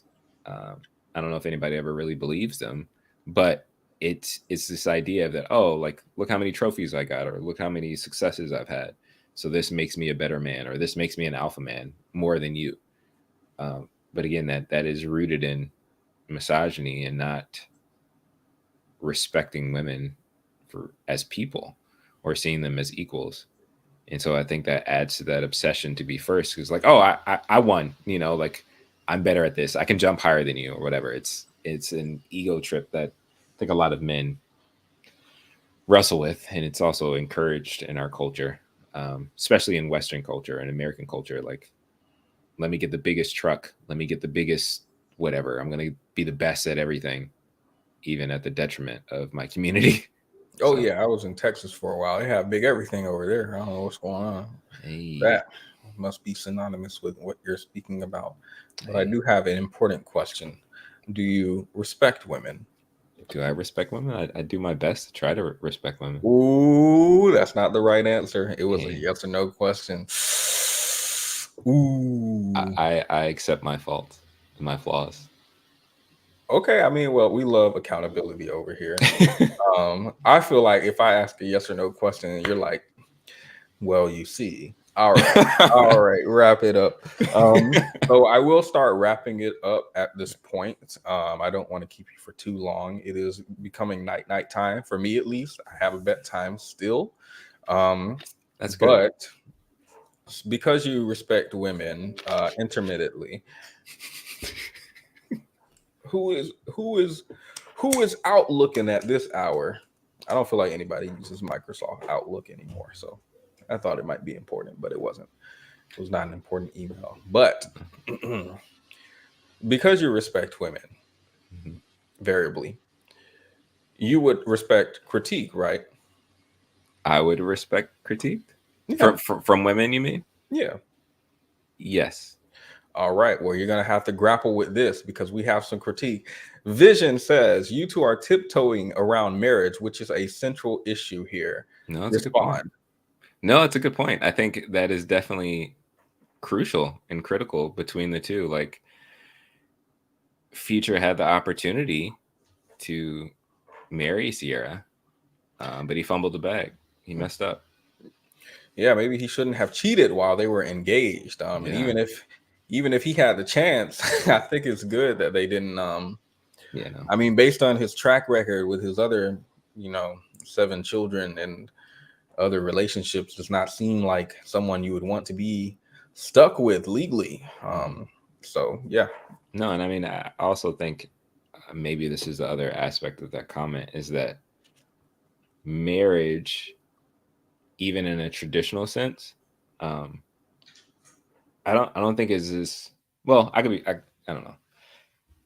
I think traditionally speaking, a lot of men say they want to get married, but they'd rather live like future.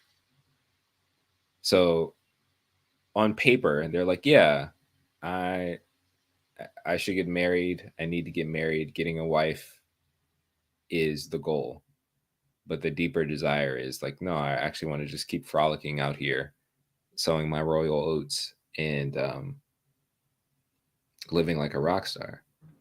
Yeah, they talk about cheating in a marriage only for the man, but for the woman, she's loyal. I've seen all types of conversations online that have me questioning I feel like women conversing about things online and men conversing generally seems to be different, especially when it comes Absolutely. around dating. So Yeah. I'm seeing all types of mess. Agreed.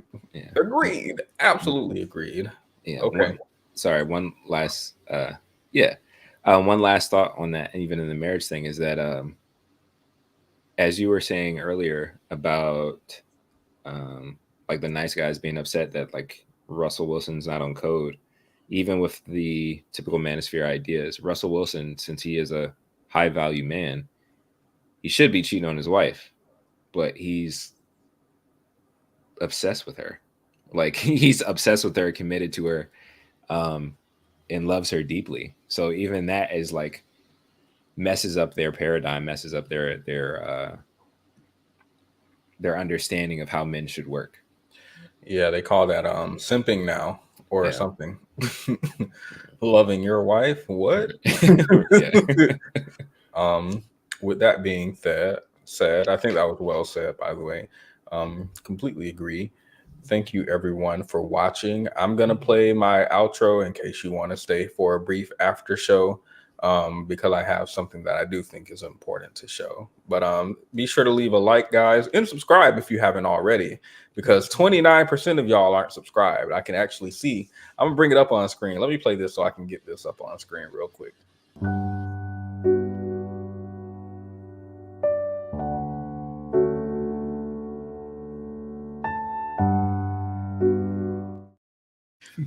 See, because y'all don't think I'm gonna be catching y'all. I caught y'all on the last stream. I'm gonna catch y'all on this one too. Don't worry about it. Let me see. Because YouTube will tell me who is subscribed and who is not. Real time. Oh no, am I stupid? I don't know what's going on. No. I'm trying to pull it up. Okay, pull up my analytics real quick because I need to see something. So if I go to this stream, right now, tell me why. I want an explanation from the people in the comments. Currently on this stream, I'll present my screen here. 22%, 22.3% of the people in here are not subscribed.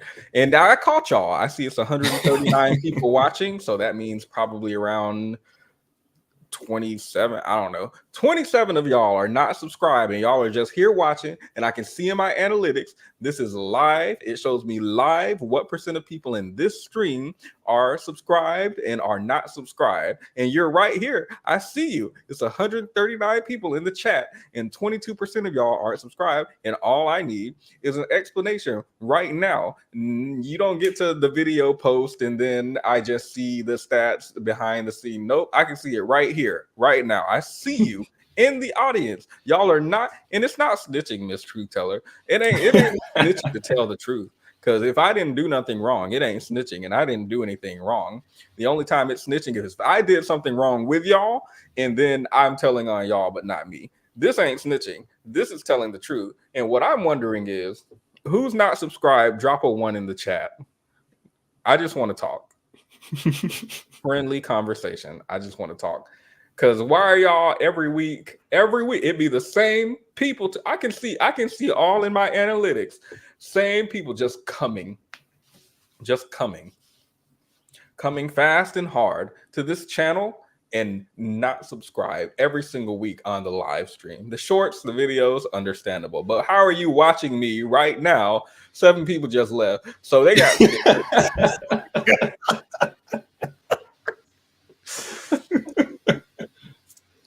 but that's all I had. I just wanted to call out my haters because KMC, come click the link. Oh no. Click the link, please. I'm just saying, hit the subscribe button. If you're gonna be, I'm just saying, if you're gonna be here every week, I see y'all every week, but not subscribe, just stealing from my mouth.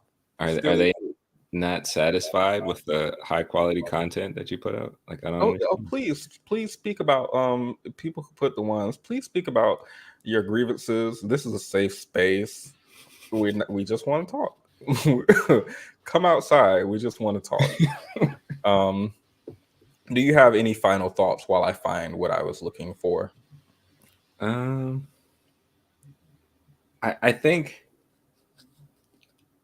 this is, I mean, it's related to this topic. I think it is concerning to me that within our community, there is such an obsession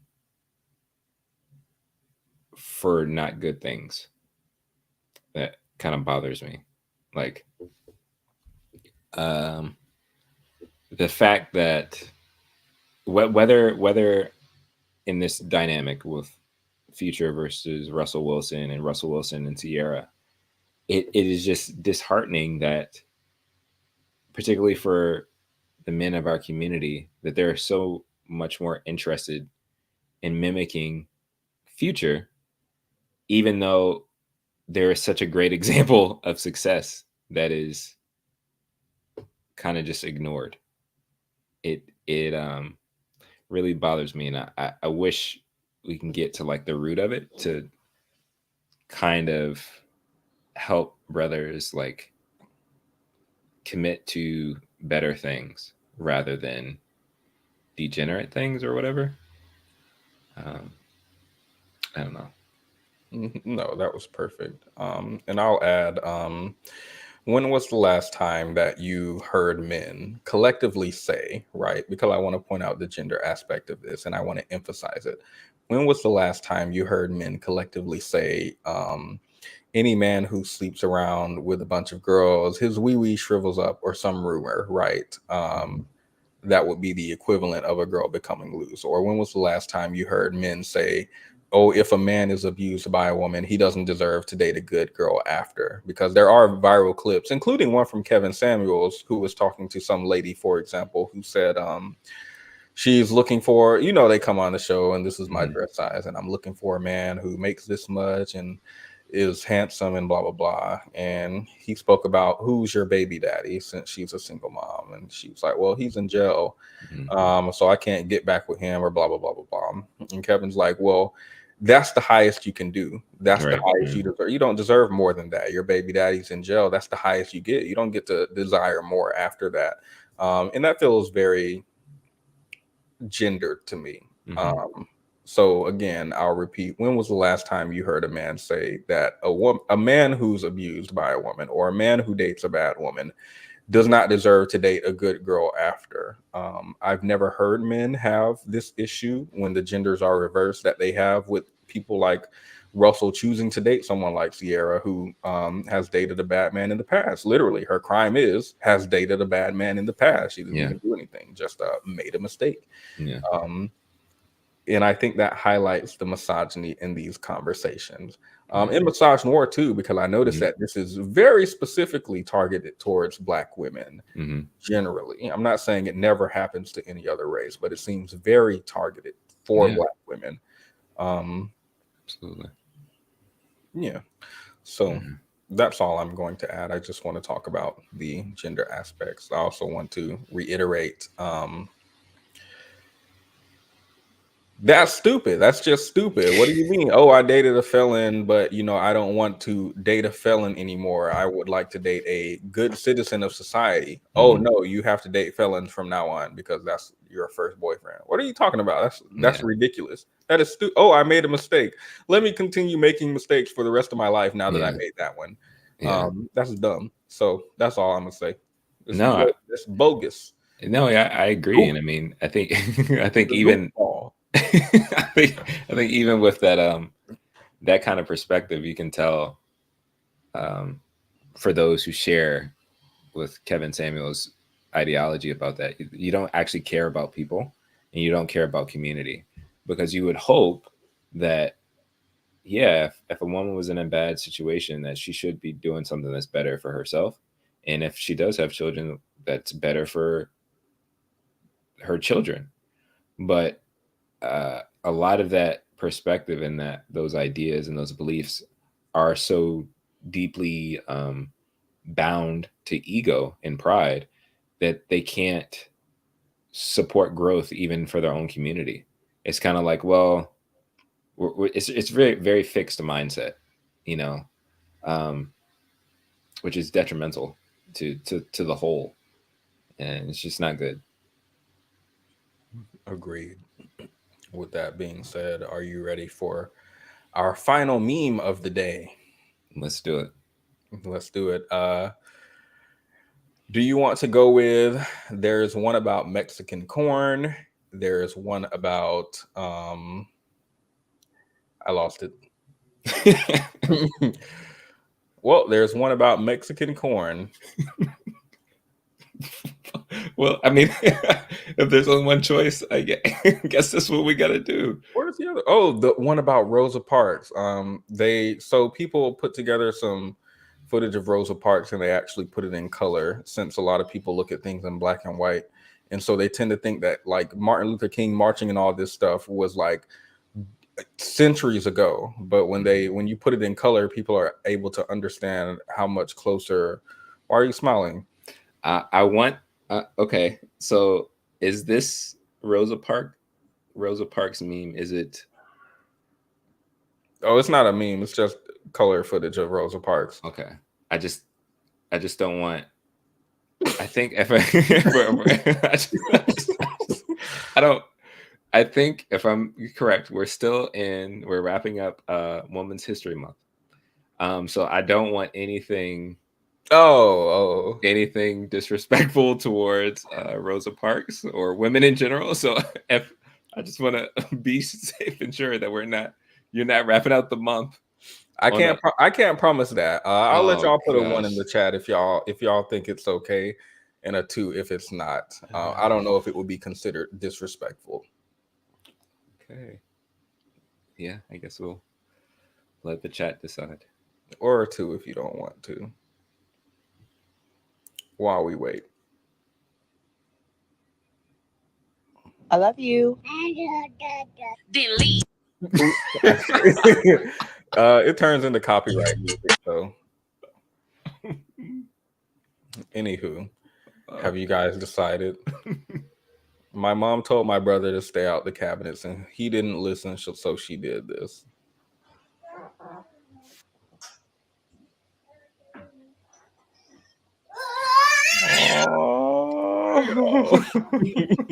Now he's gonna be scared of cabinets, right? I mean, it's effective. Well, I really wanted to see Rosa Parks. Y'all are saying no, so we can look at the corn.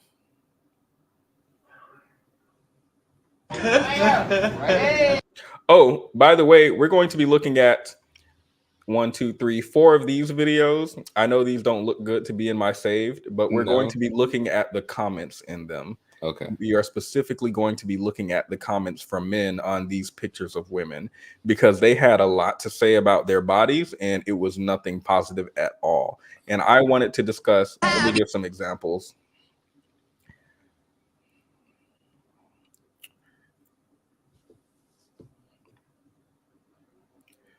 Oh, they're all gone. Okay. You said they're gone? Oh no, here they are. My bad. I just had to scroll down literally once. Diabetes model. People asking what was the point of you posting this? You're posting for attention. When we go to this one, if my woman went around the streets like this, she wouldn't be my woman. I'll tell you that much. Why someone asked why are all the men here being negative and sassy, and they were being sassy. This man says, okay, I'm not impressed. This man says, I miss the days when beautiful women carried themselves with respect and modesty. So there's a lot going on in these comments, and I wanted to kind of look at, it's not just beautiful women, by the way. There was one woman who had surgery. I think this woman, she was getting surgery for a tumor that she has in her jaw. And again, the comments between men and women are very different, where women are generally supportive and uplifting, and men are what they are. And I'm wondering if this has anything to do with the unalive rate. That's all I'm wondering. If it has anything to do with the unalive rate, because I see men in the comments saying you need to be honest with them and stop lying to these people and telling them they're beautiful, which I don't think is a lie. I think they're beautiful. But and I don't think the people saying that are lying either. But I wanted to talk about that. I just had to explain because I don't feel like this is a good look for y'all to see all in my save without explaining, without some sort of explanation. And these fingers this is for this weird glitter that I think is cool. I think the fingers look a little weird too. So yeah, very important. I can't play this one because it's copyright. So nobody wants to see it, and it's fine. Nobody wants to see what I want to show them, and it's fine. I mean, I think you've shown us a lot already. But on that, you were mentioning about the unalive rate. I wouldn't be surprised if there is a connection in that. I mean, I think with the way our culture has been impacted with technology, I think it really does have an impact on how people choose to relate to people off the internet, even in real life. And it like even just kindness towards people. Again, shout out to Alicia. She just recently did a video about empathy on her channel. Alicia Renice, the artist. If you want to go, I'm plugging my wife. Alicia Renice, the artist. Go check out her channel. She has the video about why are people so mean. And so, and I think that ties around empathy. But I think it's true. The more people continue to interact